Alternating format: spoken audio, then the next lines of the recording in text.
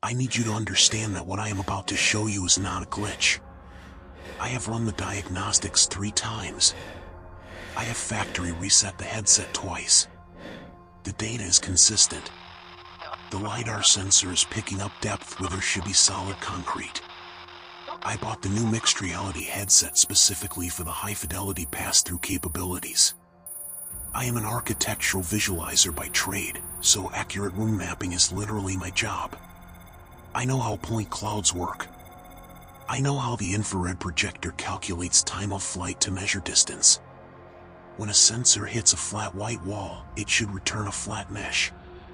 That is how physics works. That is how it always worked, until last Tuesday. It started late at night. I was setting up a new Guardian boundary in my living room. For those who don't know, the setup process covers your physical environment in a digital mesh, a blue triangular grid that represents the geometry of your furniture and walls.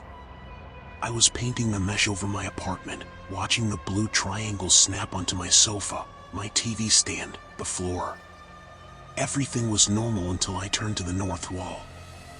This is a load-bearing wall. It separates my living room from the building's exterior corridor. It is solid brick and plaster, about 12 inches thick. But when I looked at it through the headset's cameras, the mesh didn't stop. The blue grid didn't snap to the plaster surface. Instead, it extended forward, punching a hole right through the wall. I stood there, freezing. Through the lenses, I was looking at a digital wireframe of a hallway that physically could not exist. The headset was rendering a narrow corridor, about 6 feet long, leading to a closed door. I took the headset off. Just my white wall. I put the headset back on. The hallway was there. My first thought was a software error. Maybe the depth sensor was calibrating incorrectly due to the lighting. I turned on every light in the apartment. I deleted the room map history. I rebooted the device.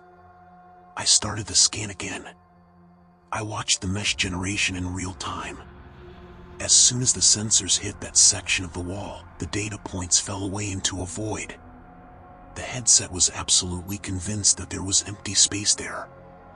I decided to test the tracking confidence. I walked up to the wall. In the real world, my nose was inches from the plaster.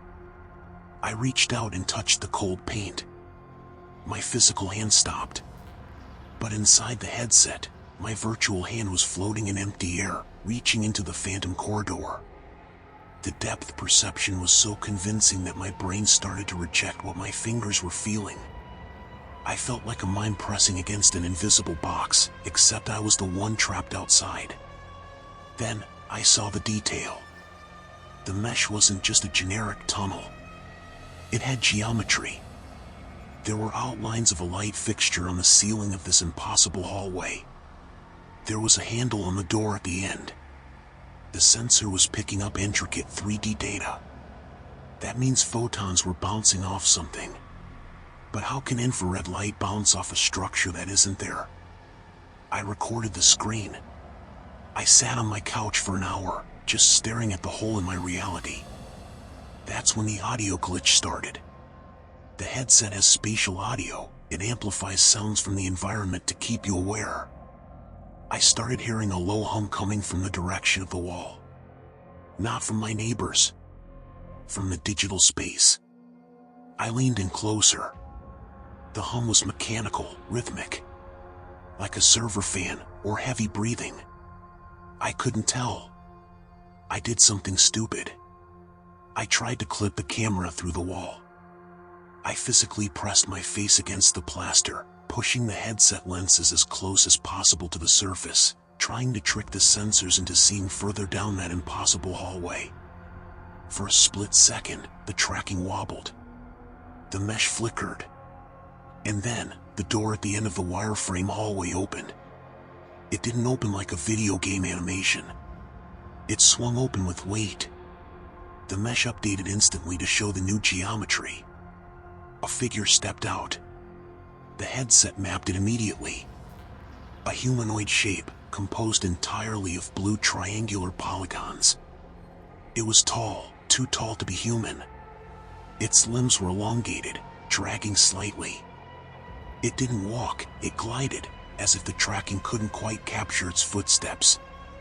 I scrambled back, tripping over my coffee table. I ripped the headset off, throwing it onto the rug. Silence. My living room was empty. Just a white wall. Just the hum of my refrigerator. My heart was hammering against my ribs like a trapped bird. I told myself it was a hallucination. Sleep deprivation. A corrupted graphic driver injecting assets from a horror game I'd played. I spent the next 20 minutes pacing, trying to rationalize it. But curiosity is a disease. I had to know. I picked the headset up from the floor. The lights on the front were still glowing. I didn't put it on my head this time.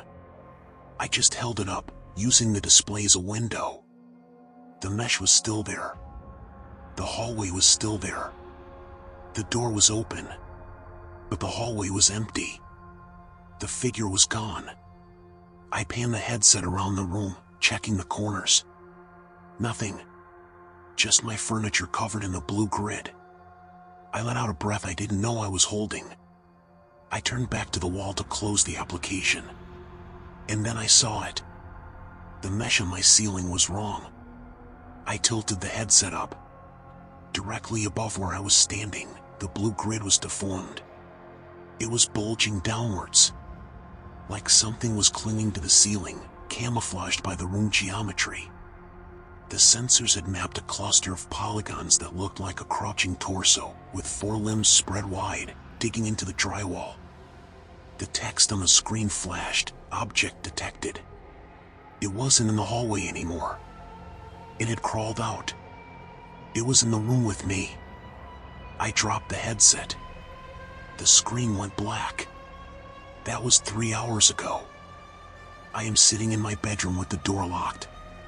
I can't see it with my naked eyes. I know the ceiling looks empty. But I can hear the floorboards creaking in the living room. I can hear that low, rhythmic humming sound right outside my door. I still have the headset with me. I'm afraid to put it on. I'm afraid that if I look at the door through the lenses, I'll see the mesh buckling as something pushes against it from the other side. The scariest part isn't that the machine is glitching. The scariest part is the tracking confidence. It's still at 99%. The machine isn't making a mistake. It's seeing what I can't. And right now, the sensors are telling me that the geometry of my bedroom is changing. The walls are getting closer. I made a mistake. I put the headset back on. I couldn't stand the blindness. Hearing the scratching on the other side of the door without knowing where it was coming from was driving me insane. I needed to see the mesh. I needed to know the enemy's coordinates. I strapped the device to my face. The boot up logo felt like it took hours. When the pass-through cameras finally engaged, the world was no longer black and white.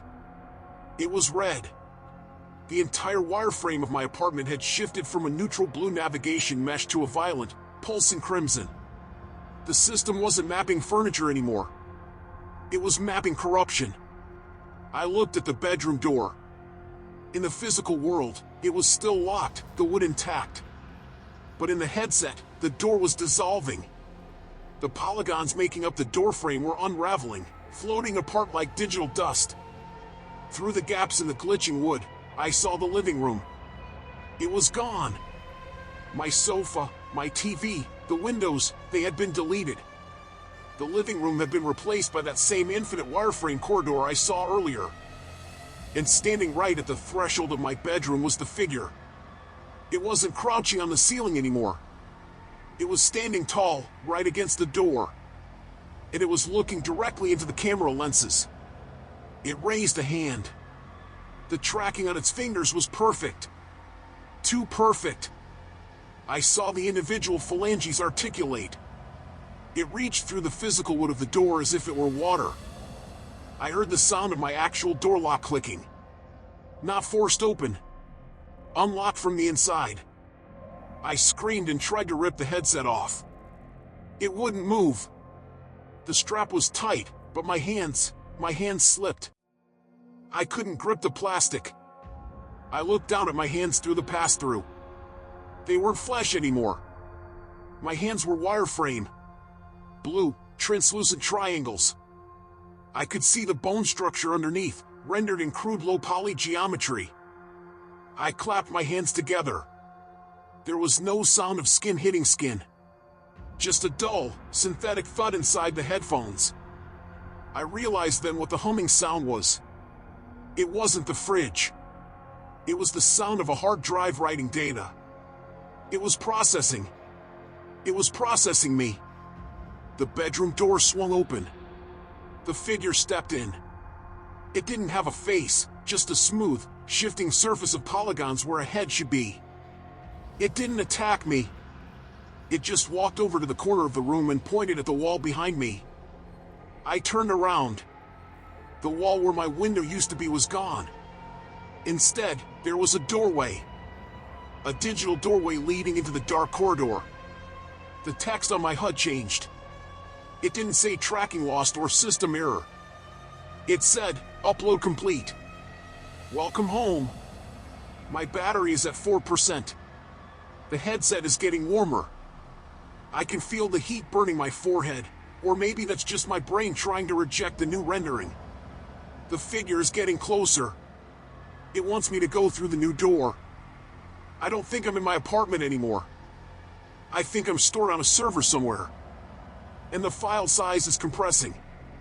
If you find this recording, do not buy the headset. Do not map your room. If the camera sees a door that isn't there, do not look through it. Once it maps you, it keeps you. The battery is dying.